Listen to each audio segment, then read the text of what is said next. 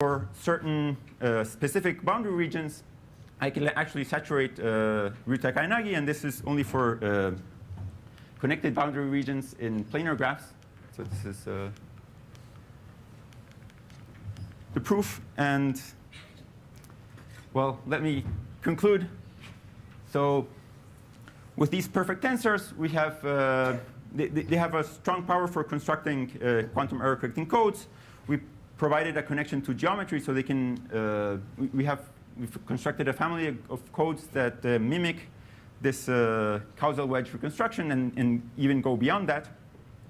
And okay, so something I didn't get into is that we have a generalized Maxwell min cut algorithm proof that allows us to interpret this network as a circuit, and this circuit interpretations allows us to prove Ryu Takayanagi and gives us an explicit circuit for distilling entanglement. Okay, so maybe something that I should emphasize in the aspect of quantum information is that the decoder here is that these states and these codes are explicit, well normalized, and the decoding is efficient. It takes a time which is proportional to the number of tensors, whereas normal erasure decoding would take a time which is proportional to the cube of the number of qubits that I'm dealing with. So having efficient erasure decoders is a first step to having codes which can efficiently decode arbitrary noise. Thank you.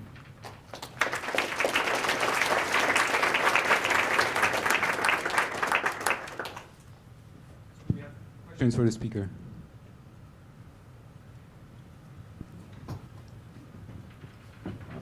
So in your motivation for suggesting that it's an error-correcting code, you mentioned something that didn't seem to require quantum. Could you achieve the same thing with a classical secret-sharing scheme? I mean, maybe not all of the, isotropy and things like that your goals are, but just this business of reconstruction. Yes. Okay. So in fact, you can think of CSS stabilizer codes as two classical secret sharing schemes that are being put in parallel. And then if you want to measure the z part of that, then you only need to measure the z part of the boundary. And if you want to measure the x part, you only measure an x part of the boundary. Other questions? I had a quick question. So you mentioned this efficient decoding. So what's the relevance of efficient decoding with respect to the original motivation, like ADS-CFT? And is that why is it a feature that you care about?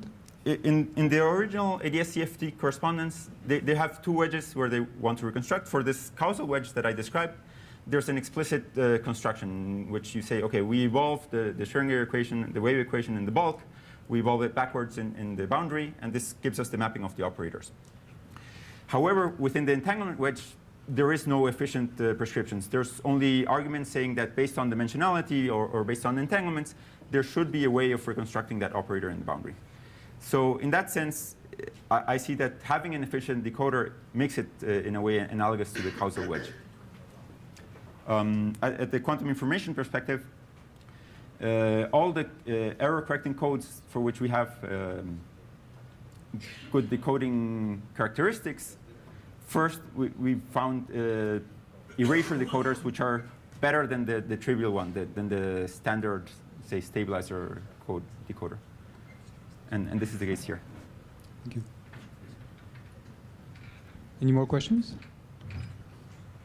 All right, let's thank Fernando again.